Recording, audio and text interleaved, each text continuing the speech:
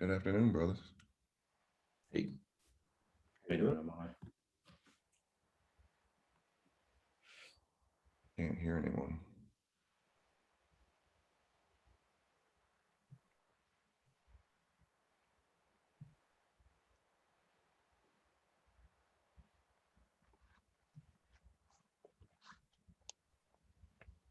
So you can kick us off, Dorian. All right. Good evening, everyone, and welcome.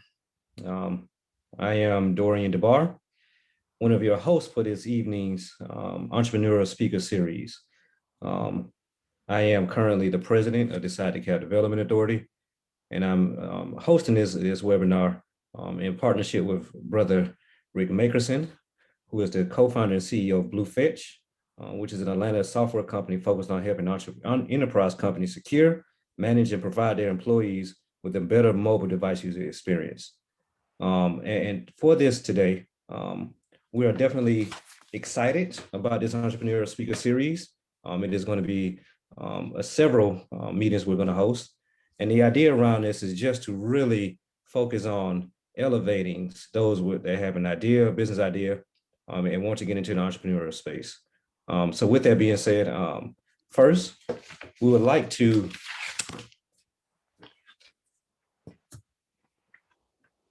focus on enhancing the education for Atlanta's young professionals. All right. And so with that, we want to make sure that we are looking at the speaker series on entrepreneurship is not designed to be a classroom lecture or provide you with very little step that you need to consider when starting or building a business. Again, this is just about enhancing education for Atlanta's young professionals. Our goal is to highlight and hopefully alleviate common mistakes that often stifle small businesses and contribute to the creation of better prepared entrepreneurs that result in a greater impact on the business community. All right. And so those are the focus of this entrepreneurial speaker series. And throughout this speaker series, again, we're going to host this and give you some key ideas and thoughts around each topic. And I'll go over the topics in a moment. But beyond that, we're going to also host a wonderful individual as a speaker that has great entrepreneurial background, that has great experience and can speak specifically to these topics. And you'll be excited about the brother that we have today. And so just some of the upcoming topics. In the month of April, which we're in right now, we have developing an idea. The month of May, the power of relationships. The month of June, raising money. July, taxes and finance, real important stuff there. Make sure you're in attendance for all of them, especially that one. August, insurance and legal liability, another very important one. September, launching a business. And October, sales and marketing. So we'll spend a little time diving into each topic area, again, with the idea to elevate the community and elevate all of those individuals that are looking to get into this space and maybe either enhance an existing business or start a new business. We're going to bring amazing, award-winning, groundbreaking entrepreneurs to speak on the topic from their experience. And lastly, we want to provide you with an opportunity and access to ask questions to these amazing speakers. Again, our goal is to bring a new speaker every single month. And again, you'll be delighted with the brother we have today. Next slide, please. So first and foremost, so we want to talk about developing an idea, right? So when you're talking about developing an idea, you want to be thoughtful and you also want to be intentional when developing this idea. And we have a few key pillars with respect to how can one develop an idea, just basically just with being thoughtful and being intentional about that, especially if you want to get into this space.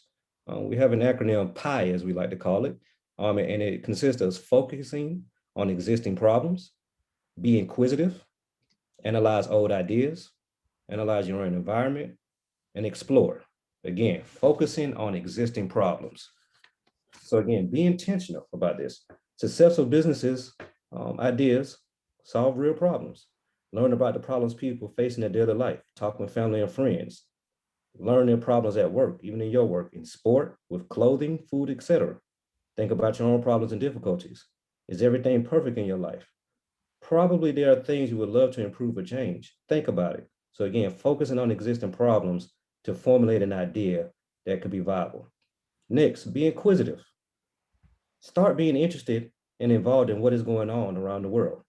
Find 30 minutes each day, dedicate 30 minutes each day, especially when you're talking about developing an idea. I'm going to harp back on being intentional about this. Find 30 minutes a day to read popular blogs, news, publications, even watching the news. Learn about startups that have launched and are now growing. Again, be inquisitive. Understand the world around you and what's going on, which will fall back into also focusing on those existing problems. You'll start to see those problems a lot more clear. Analyze old ideas. So why invent something new if you can use already tested and working ideas? Analyze more deeply the ideas that have already been implemented. Think about the opportunities to change and improve them. But remember, you cannot just copy someone's idea. Make research and learn customers' feedback about the existing product or service. Try to find out what is missing there and how to transform this product into something better and beneficial for the community and for your business. Next, analyze your own environment. Be mindful of what's happening around you, not only in your own home, but also throughout your community and workplace. What opportunities exist in your day-to-day life that you can solve with the problem, with the business idea? What problem can you solve in your day-to-day life? Again, explore and analyze those ideas and analyze your own environment. Next, explore. So web surfing can be a great way to have fun and gain some cool and impactful ideas. Visit popular entertaining websites, question and answer platforms, popular forums, and learn social media trends, especially in this day and age. Social media trends, you can find out a lot about the needs of the customer and the needs of a particular demographic and what people are talking about. So what comes to mind here is a platform such as Reddit and maybe even Clubhouse and definitely Instagram. Just pay attention, put on that business hat. So what are some topics of discussions and popular shared posts on social networks? It can be a good source of ideas. And also when we're talking about exploring, also take some time for yourself and travel. So traveling is one of the most exciting and effective ways to not only get inspired, but also generate ideas for businesses. When you visit these different countries, meet new people, learn about cultures, and spend time sightseeing, you will open up your mind to new opportunities and ideas through just regular travel. And it doesn't have to be out of the country. It could be over to the next state, over the next city over. Definitely opportunity exists when you learn about other cultures and how people move. Next slide, please. Oh, you've gone through all the steps I just discussed and you're feeling good about your idea. You think you got the next billion-dollar idea, you got your product or service ready to go. But before you file for that patent, or at least that new office space, it's time to really analyze the idea. And we're going with idea I, investigate, D, destroy the idea, E, evaluate the competition, and A, assess and refine. So let's first talk about investigate. So I want you to research your idea. Read online resources, tools that you can leverage online, and understand your target marketing. Do as much research as you possibly can. There's no such thing as too much research. Investigate idea concept and alternative business scenarios. Conduct an initial informal investigation of the validity of your idea. Investigate the scenarios or models. Early in the process, this may be nothing more than a series of telephone calls to knowledgeable individuals, and even through speaker series like this. You can ask speakers questions that you may have as you really investigate and analyze your idea. Does your idea make sense? That's really important. Again, when you're in your head, the idea may make sense, but continue to further analyze it. Does it really make sense? Identify business scenario models for further study and eliminate those that are not viable. And as a step further, you may, and this is just an option, want to conduct a formal assessment such as pre-feasibility study or a marketing study of the idea in various scenarios or models. So this may involve using consultants to investigate various aspects of the project. It also may involve eliminating additional scenarios, models, or identifying new ones. So you've done the investigative part, you still feel good about the idea. Now it's time to destroy the idea. That's a little bit harsh when we say to destroy the idea, but we definitely mean it. Test the thesis of the idea, stretch it to the max. Give yourself permission, no matter how much you love your idea or how perfect it might seem on the surface, destroy it. Instead of looking for ways to justify why your idea is strong, this exercise is all about looking for ways to identify why your idea is weak. Begin to experiment with a new preconceived notion. Your idea is terrible and full of flaws. Just to put that into perspective, imagine yourself in the role of a dissatisfied customer, and there's a cash prize for the number of flaws you can find. List all of those flaws. This will help you identify weaknesses you may not have otherwise imagined existed. Again, be honest with yourself. Do this on your time. Destroy the idea. Test the thesis of this idea. Next, evaluate the competition. What makes your idea better than what already exists? That's going to be extremely important and beneficial. What makes your idea better? What would a competing brand do to dethrone your idea, right? We want to consider that. Currently, there may be only a handful of indirect competitors for your idea on the market, but there may be a wide open landscape. In this thought exercise, your goal is to design a competing brand. What would this brand do to differentiate itself from yours? How would it improve upon your original model? These questions will help you fortify your own brand against the emergence of an inevitable competitor and may even help take your brand in a new direction. Competitors are going to emerge no matter what. So the further ahead you can think about the possibilities, the better. And finally, assess and refine. So as you've gone through all these steps, as you've done the investigative work, as you destroyed the idea and tested the thesis, as you evaluated the competition. Again, these are all high-level ideas that we have. There may be some more ideas to really put your idea through the ringer and analyze it. Assess it. Make sure you refine it. All good ideas evolve. So if you've conducted any of these informal assessments, you have information that can be used to further refine your business scenario and models. So by now you should have refined your idea to one or a small number of specifics and detailed business scenario models that you want to assess. This is critical before you move on to the next step. Remember, it is not uncommon for the feasibility study to uncover new issues that need to be investigated and further fleshed out. This may create a need for additional negotiations with your consultants if you so desire to go that path, and to expand on the original scope of the feasibility study. And again, good ideas always evolve. So with that being said, we just wanted to give a very brief and high-level overview of what it means to develop an idea. And just as a recap, we want to make sure you go through these steps. Focus on the existing problems, be inquisitive, analyze old ideas, analyze your own environment, explore, investigate your idea, destroy the idea by testing the thesis of it, evaluate your competition and potential competition, whether it exists today or not, and assess and refine. And you're going to keep going through these steps as you develop all your ideas. Don't become discouraged. All ideas don't test, don't get past the test of the thresh of the thesis, but definitely keep going and don't lose faith. But following these steps, we believe will help you develop a strong idea. And so with that being said, I'm going to pass it over to my co-host, Brother Rick Makerson, to further carry us on.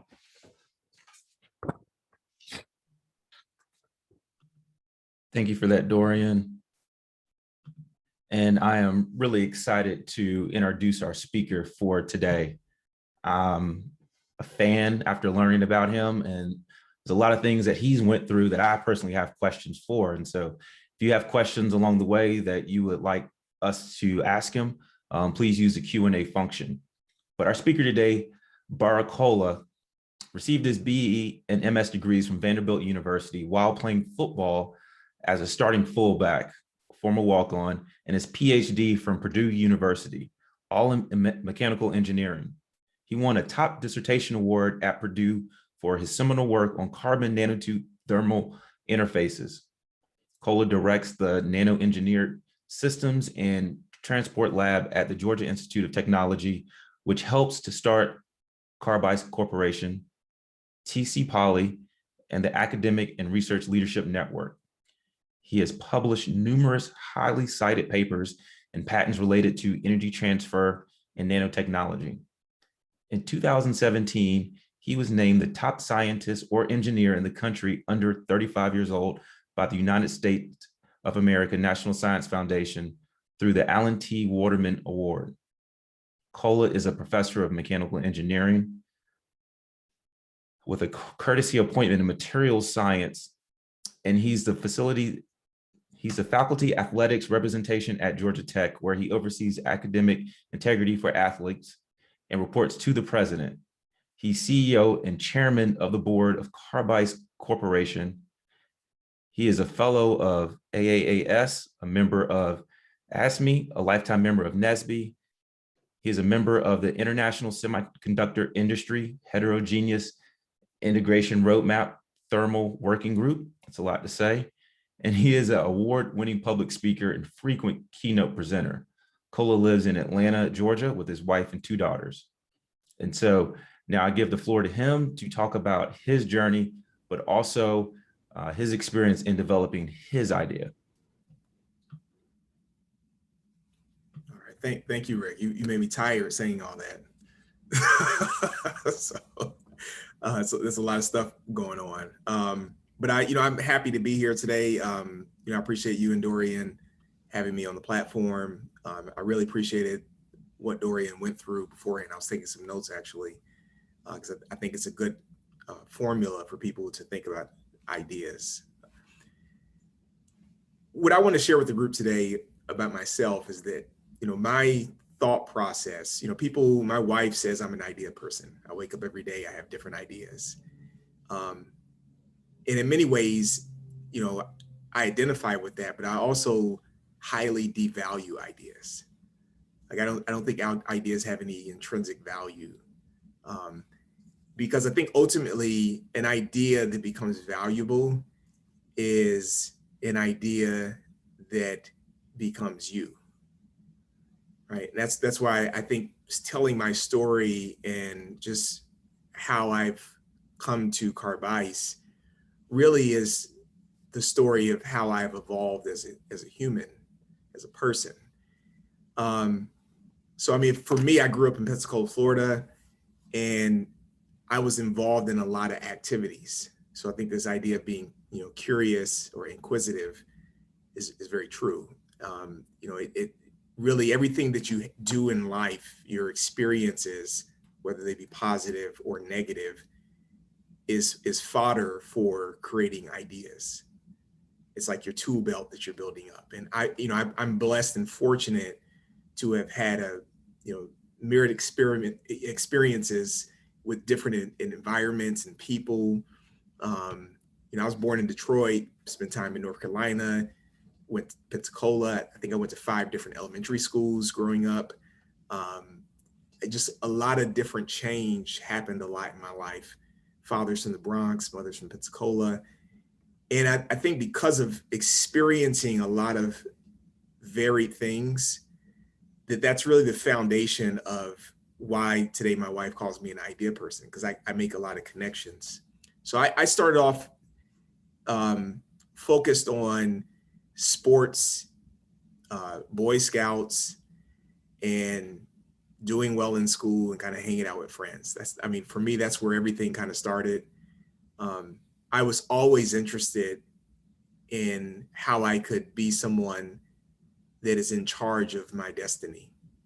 And I think that just comes from experiences with family members that were not, or, wish they could have more control over their financial situations and things like that.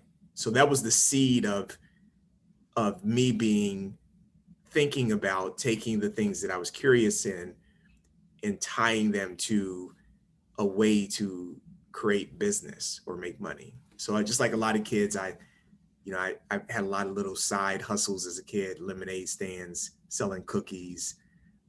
Even in middle school, back in the day where people had 1-800 numbers, they had these infomercials that came on late at night where you could buy advertising rights for 1-800 numbers for cheap. And then you had to go out and make flyers and stuff. And my cousin and I actually got thrown out of the mall by the security when I was 12 for soliciting, right? So I'm always hustling, trying to do things, right?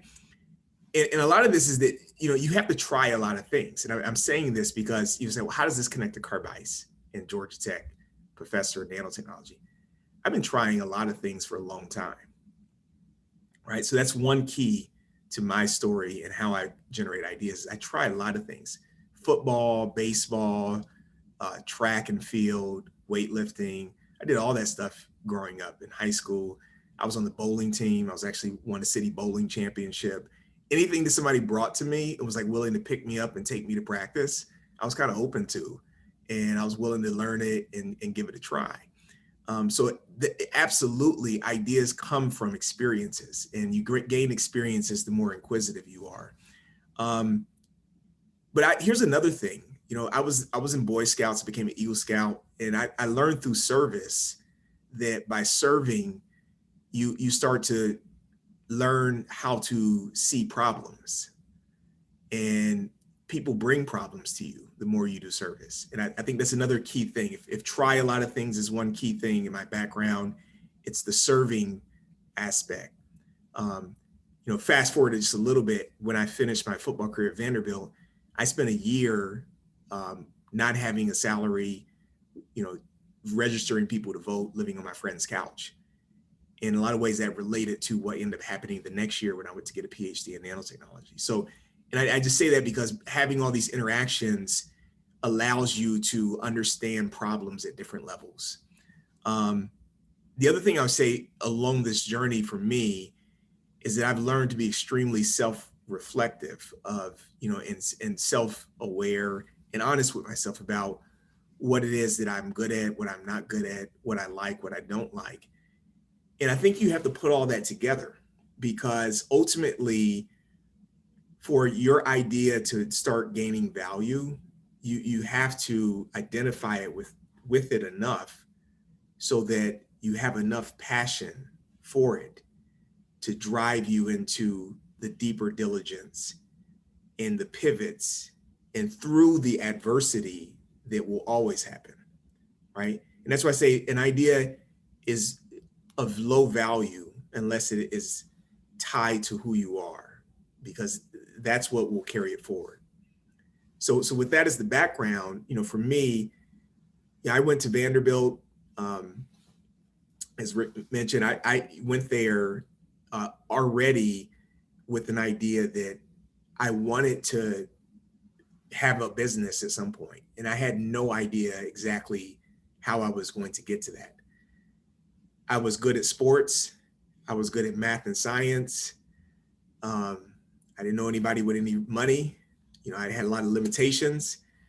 And I was overly confident, so overly confident that I was going to go walk on and get a scholarship my very first year at Vanderbilt.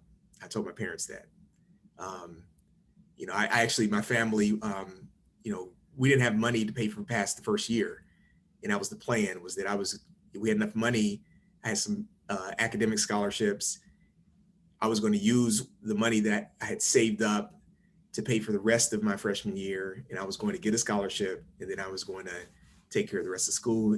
And then I had this whole plan and idea that, if football worked out, I'll go play professional football for some years, get some money, and then I'll see the business at some point. If that didn't work out, I would be an engineer, and I would do that for a bit, figure out how to start my own consulting firm. Like, I didn't really even know what engineers did in detail. I just had a limited view of that, related to like working in industry or having a consulting firm, right? I wasn't thinking about deep research and things like that. So I have this framework, right? And so again, ideas come from experiences. This plan was moving forward for me my freshman year at Vanderbilt. And I went through a transformation in terms of getting ready to play football. And then the spring semester, I tore my ACL. Day after spring practice ended, the day before I had a meeting with my head coach to talk about that scholarship.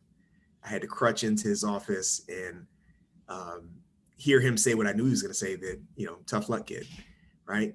So that was kind of the beginning of me learning through a hard experience where I had to go back home and, get surgery, not paid for by the football team, but, by my parents' insurance. Luckily they had insurance. I had to think about how to come back to school. This is where relationships became important, because one of the coaches on the team told me something I never knew, that you could get a job as an equipment manager and make money. So I sat there in the summer, tried to decide if I was going to, go to school back in Florida somewhere where I'm from that was cheaper, or go back to Vanderbilt, take a job as an equipment manager and continue. And it was very difficult for somebody like me, who had always been one of the best players on any team that I was on in football, to now become the equipment manager. So you're just psychologically bruising in many ways. But I did that. I chose to do that because I like Vanderbilt as an environment academically. And what happened is that at the same time, I found an opportunity to get paid doing research. I had no idea that that was something that happened, right? So here I am just hustling, trying to figure out how to keep my dream alive, right? And it takes me to this little thing called the carbon nanotube. And that's important because today Carbice, the company that I founded and run, makes more carbon nanotubes than probably have ever been made on the planet Earth. Yet we started, the idea started, not that I immediately, when I was introduced to the carbon nanotube, said this is the future. Absolutely not.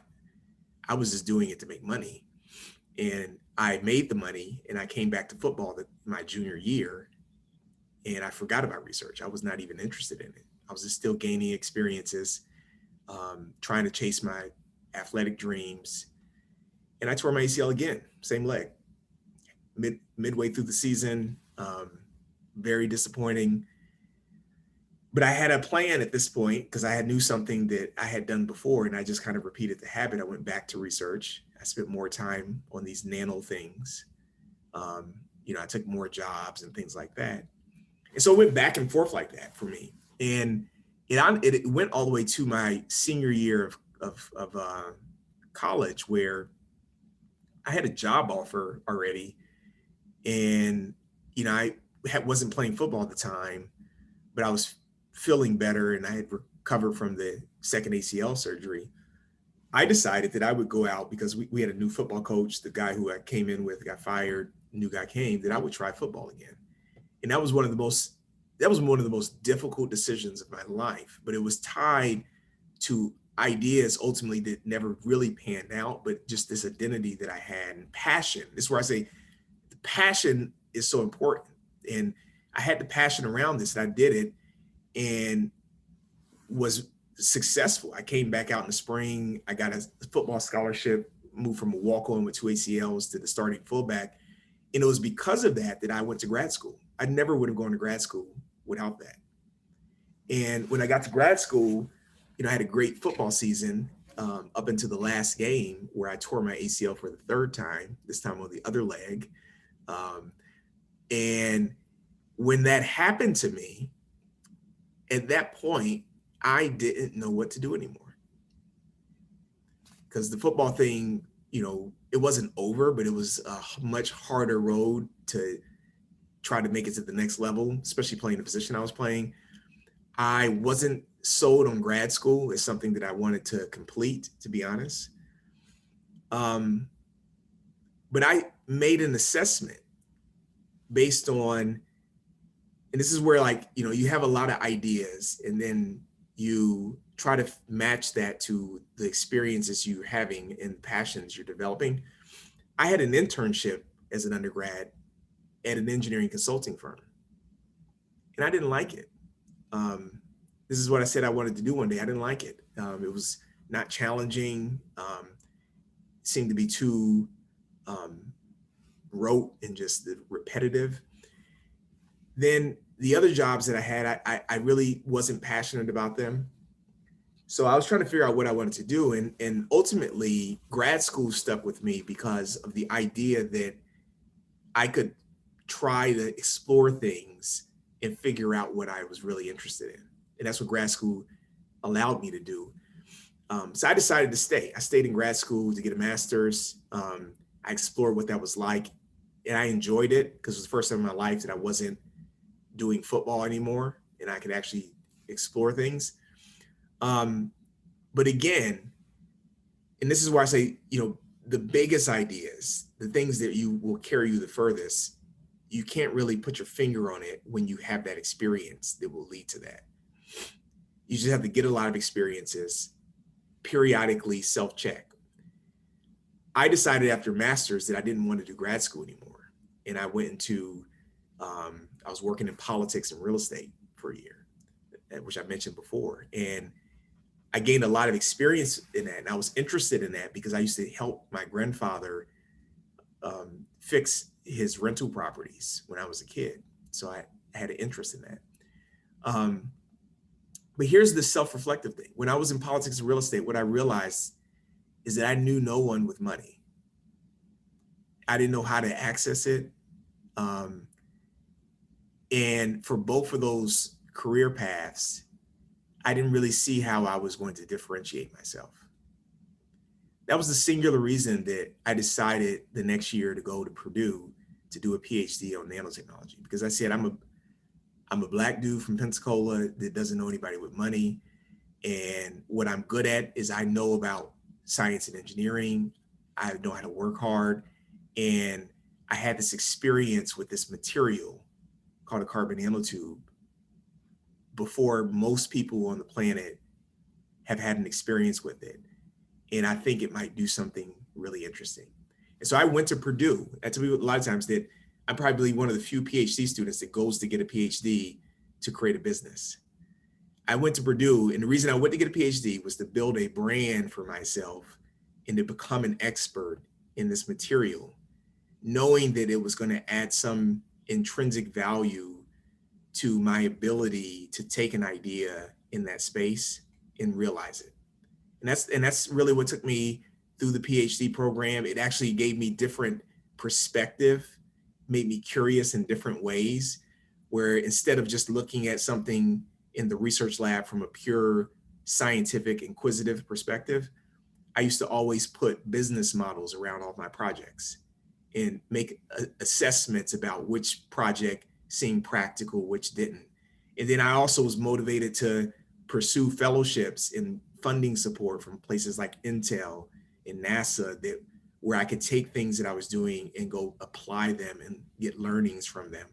And then I was motivated and volunteering to host people that would visit the university from different businesses, executives, to give them tours so I can talk to them, ask them questions, understand what the problems were that maybe this material could solve.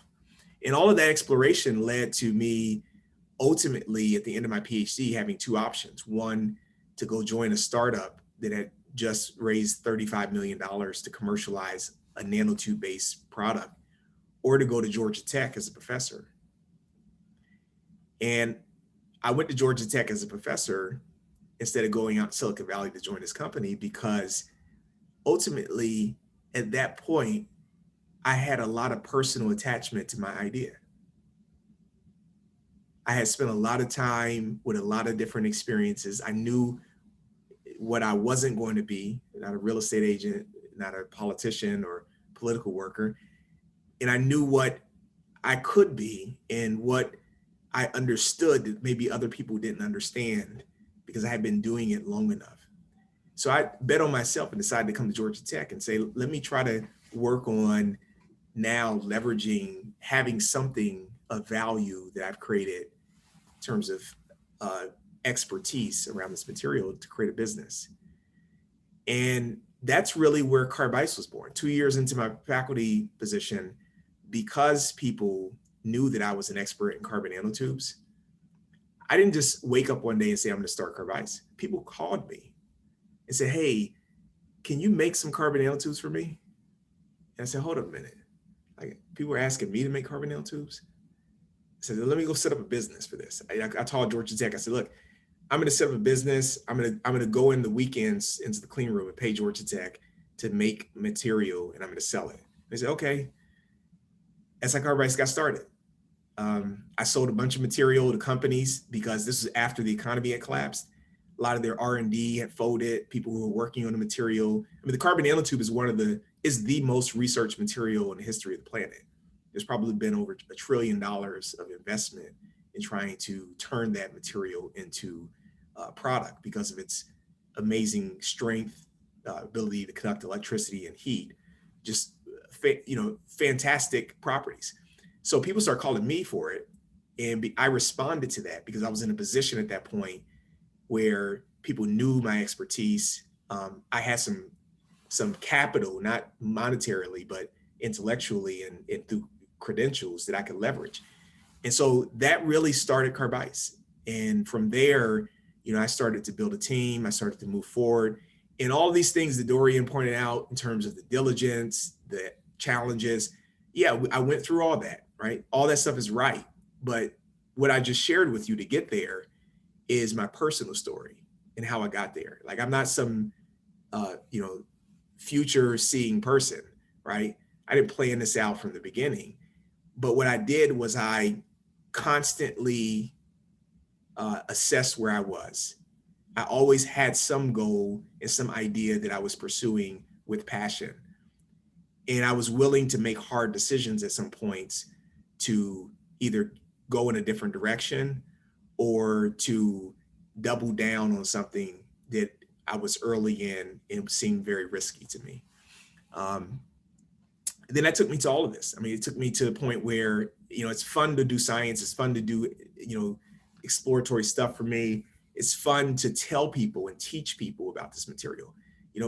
Part of me having the passion for this idea and kind of spending so much time on it now to have an identity with it, sales and getting partners and recruiting employees is an authentic thing. And this is the ultimate place to be when you can say, aha, I have an idea, is that when you speak about it and you take action on it, that everything about it is authentic, that it has your personal narrative wrapped up into it. So that when people hear you talk about it, that they understand that they can trust you, because you're not here just to make a buck. Like, your soul is in it, is a part of you, because you've spent experiences in life getting there, right? And not every idea has to be that way. I'm just talking, I have very big visions for what Carbice could be. And the bigger your idea and the bigger your vision, the more it has to be inside of you and tied to who you are, right? And it's okay to have a vision for something that's smaller, and it doesn't have to be so tightly coupled to you, right? There's a spectrum I see, because the reality is that the bigger you want to push something, the harder it's going to be, the more adversity you're going to face, and the more passion and personal investment you have to feel tied into it to move forward. So that's, I want to leave time for a Q&A. I mean, that's my story. I mean, I think an idea is personal, and it is created from the fodder of your many experiences, positive and negative.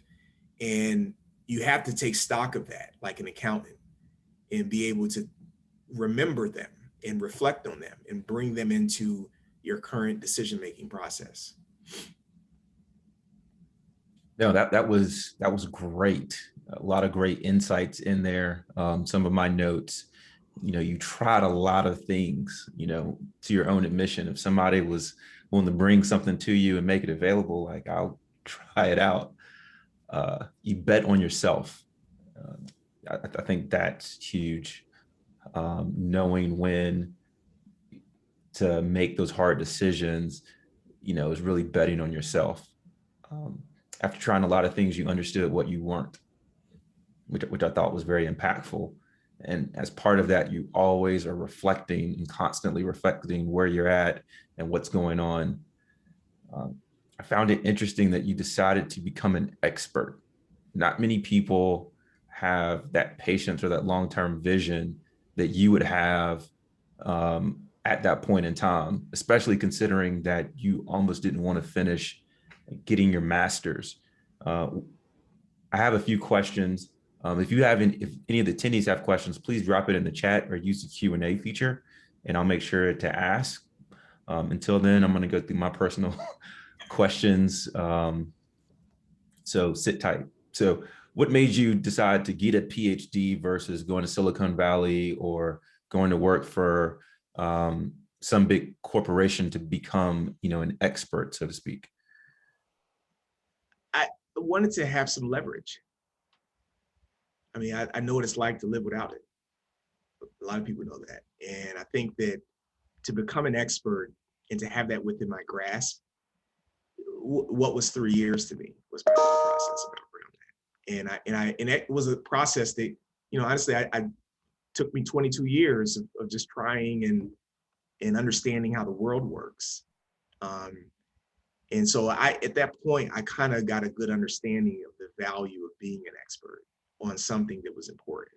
And when I went to Purdue, I was on a call last week with some Purdue grad students. They wanted like alumni to talk to them. And I told them the first 6 months I was at Purdue, I read a paper on carbon nanotubes every single day. That was my plan. They're like, how did you do that? I said, well, I did it because I didn't have a TV. I went there, I didn't know anybody, and I was going to figure out how to make the most out of living in West Lafayette, Indiana. Wow. So. And for some of the folks who aren't scientists on the phone, like, how would you describe a carbon nanotube? Like, how could they imagine that in their head? It's like chicken wire rolled up like a cylinder. And the joints in the wire are carbon atoms, and they're all bonded with carbon bonds. And so it's a cylindrical thing. And what makes it special is because, heat transfer, which is, Carbice makes a material that gets heat out of computer chips so they last longer and they perform better. When you have carbon atoms and you have carbon bonds, the carbon atom is the lightest atom that we know, and the carbon bond is the strongest.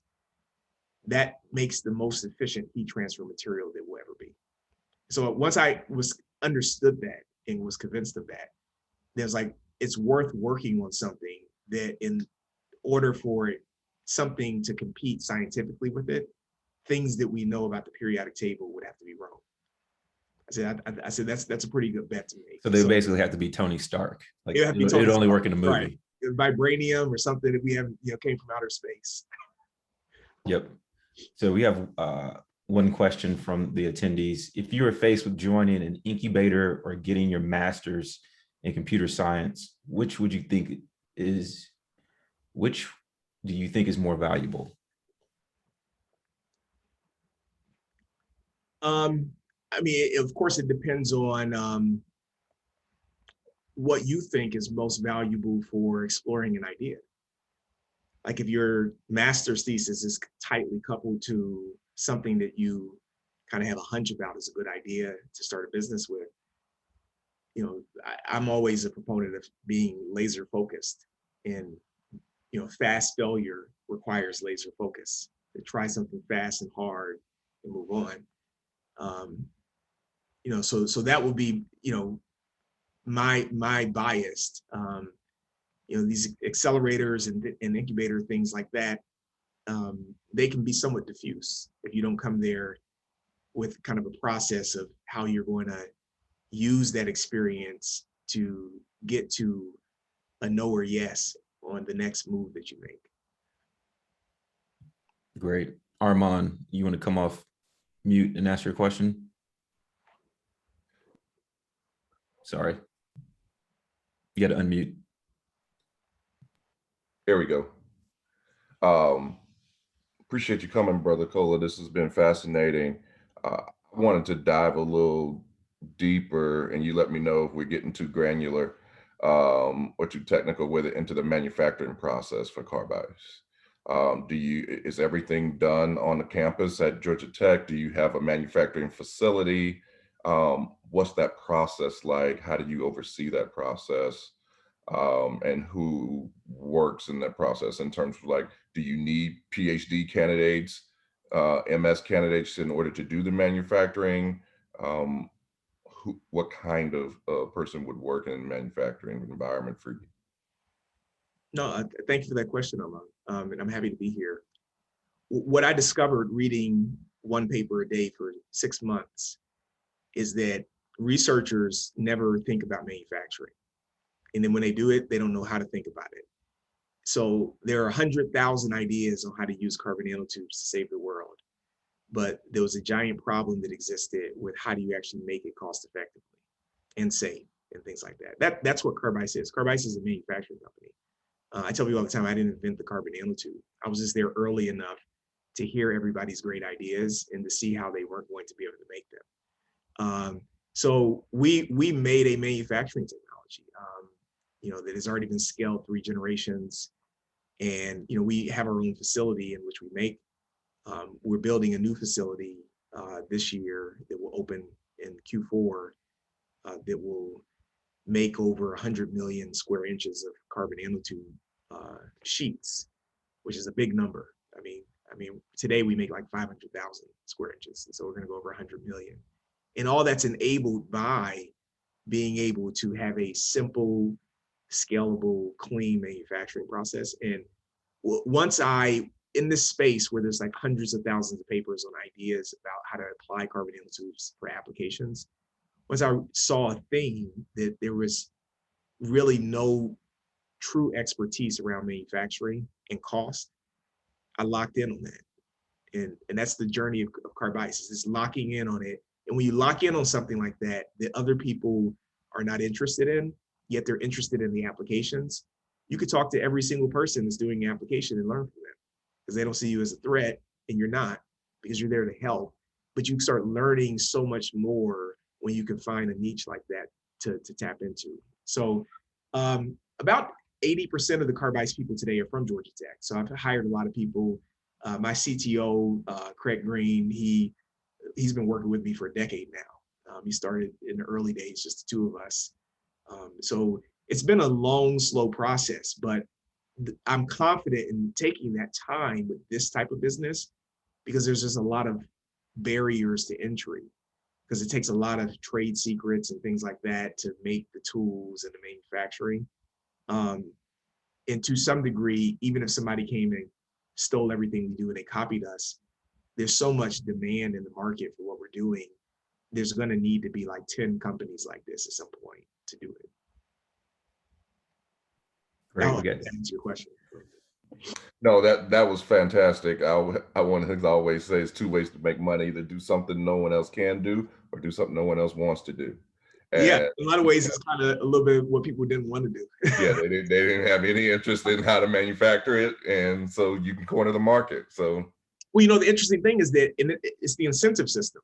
As a faculty member, there's no incentive for that, because there's incentive for applications, get groundbreaking papers, right? So, and that's why when I talked to Georgia Tech, it was clear to me that when those people called me about making stuff, I shouldn't do that as a faculty member, because nobody's going to value that. I wouldn't get tenure. so I needed to go out and start a business to do it.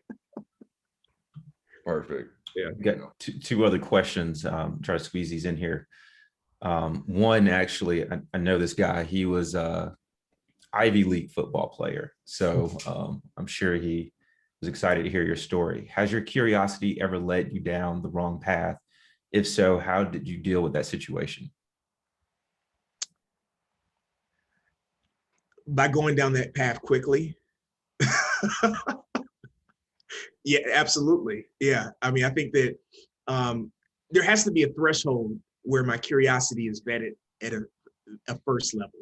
So I always vet, because I have so many ideas popping in my head all the time. I can't do it. And, I've been married now almost 13 years, and my wife helps me vet these things now by telling me things are not good ideas.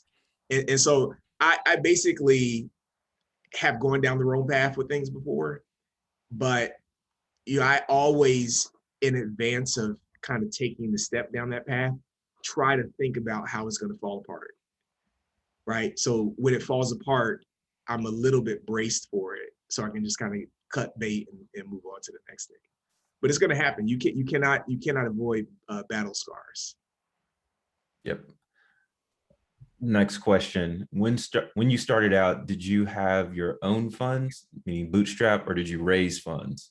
And maybe talk a little bit about like that decision as well. I mean, I see these statistics people talk about people having negative wealth, like, Black people, whatever. Like I started my life with negative wealth. So a lot of student loan debt. So I started Carbice because people called me, like I said, and said, I will buy carbon nanotubes from you. I sold a lot of carbon nanotubes just myself. And instead of spending that money, I invested that money in hiring Craig, my CTO, and in filing patents. So that's how I got started. And then from there, we were then able to leverage that basic core IP to write grants. And before we ever raised any venture money or angel money, we had already raised about $3.5 million in grants. Why? Because I was a professor and I'm good at writing grants, and I know people and I know what they like to fund. So I can leverage that experience to move things forward. And then by the time I got to the point where we had already had all this grant funding, it became easier to get an angel investor, and then moving from that into VC. So everything is serial, everything's additive in the story. Wow, I didn't realize how much you raised in grants. That's extremely impressive. With the 100 being a mentorship or mentor organization, how has mentorship played a role in developing your idea or ideas? It's been vital. I followed one guy from Vanderbilt. He was my freshman academic advisor who played baseball at Cornell, and he kind of liked my story. He's the guy who I worked with on carbon nanotubes. He left Vanderbilt, went to Purdue. I followed him to Purdue. Like I stay very tight to people that I have vetted and understand that they have something that I want to learn from. So he was, I mean, just phenomenal mentor. And then from that, other people, I mean, everybody who has come into my circle, I keep and I ask a lot of questions. I'm very aggressive actually about seeking information from other people and being genuine about that. When I started at Georgia Tech, because I knew that building relationships would be valuable, I had a list. There's 110 faculty members in mechanical engineering. And everybody said, oh, you never get to meet them all. I made a list and said, okay, I'm going to go to lunch with somebody until I meet everybody, right? I didn't make it down the whole list because some people never replied to my emails, but I was just going to try to go and talk to everybody because you cannot do something like this by yourself. And I also tell people too that to stop thinking that your ideas are so valuable that you can't share them with people, because that's the way to get off of a bad idea quickly, is to share it with somebody. And the more people you share it with 3 people and they all tell you it sucks, it probably sucks. And you probably need to iterate it just a little bit. Yeah. I know I get that all the time being in mobility. There was a string of years there where everybody came to me with a mobile app idea. Yeah. So how did you balance your responsibilities as a professor at Georgia Tech and starting a business? And I would imagine like that's an ongoing thing because you're still a professor and you're still running this business. I mean, you don't learn, there's no better training grounds to learn how to balance than playing college football at a place like Vanderbilt or Georgia Tech, or, I mean, I had 19-hour semesters sometimes during the season. So I know what it's like to work, a lot, and grad school is kind of like that too. So, I mean, the reality is that I just work a lot. But I like what I do, and I live an integrated life, meaning that I try to get my friends and family involved and excited about what I'm doing so they don't mind so much when I'm doing a little bit of it when I'm with them. I'm hearing so many key things that I do that like I don't think about. Yeah. So if I can get these people excited, then they won't be so mad if I work late. I think everybody who works a lot has to do that, right? If you got a family and you got a social life, you tend to like sell what you do to people. So they're like, oh, okay, yeah, that's interesting. I went in on the weekends when I was selling material. I would go into the clean room at Georgia Tech, where user facility, Saturdays from like 1 a.m. to 4 a.m. I'd go to bed a little early, wake up, go in when I wouldn't run into any students. So I just find time to do things and just manage the other parts of life. Yep. So last question, and then we'll have Dorian close us out. But, I've listened to, you talk before another podcast and, learning that your father was very entrepreneurial. It's probably a multi-part question, but how did growing up with him and seeing him develop or work through new ideas affect you? And, now that you're doing carbon nanotubes, you're a PhD or a professor, when you all have conversations about like what's next or what you all get excited about, how has those conversations changed? Because I'm sure you come from a place that like seemed like, the Marvel universe to him in his world. That's a good question. I mean, he's kind of he likes to watch the Discovery Channel. He's always been interested in the science. The reality of growing up was that by the time I was aware of, enough to like be interested in my parents, my father was working, to me, what I thought were boring jobs. Like all the entrepreneurial stuff that he did was before I was even alive, when he lived in New York. But he is a great storyteller.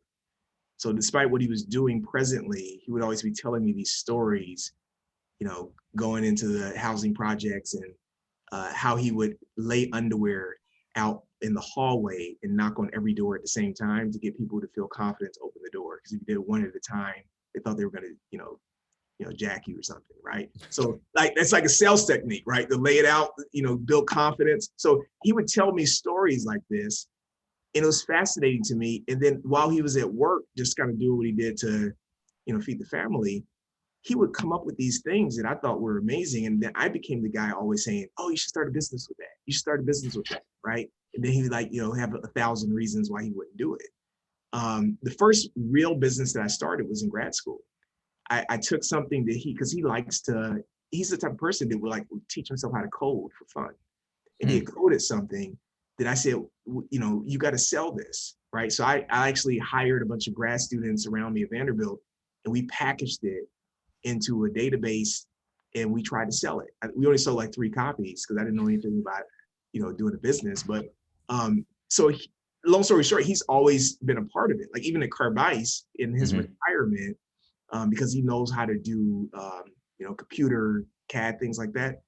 When I have something that I don't want to distract my team from this, timely, I turn to my dad and I say, hey, look, what are you doing? You want some fun designing a heat sink? Oh, wow. So it's kind of fun for me at this stage, because I think that, I've been able to bring him fully into my entrepreneurial experience. Just be a part of it. So no, that's awesome. Yeah, like we'll have to talk after this, but yeah. a lot of similarities. So thank you again. Like, you sharing your story has been amazing. Thank you again for your time and willing to impart into our attendees. And I'll turn it over to Dorian to close us out. Thank you, Rick. So let me say again, you have set the bar extremely high, Brother Cola. This was fantastic. As a participant just said, that's cool. Like, this whole thing has been cool, and we are extremely grateful for your time. And we all gathered something out of this conversation. So huge kudos to you. And, I want to speak briefly on 2 things that really resonated with me. You spoke about passion a lot and just being honest with yourself.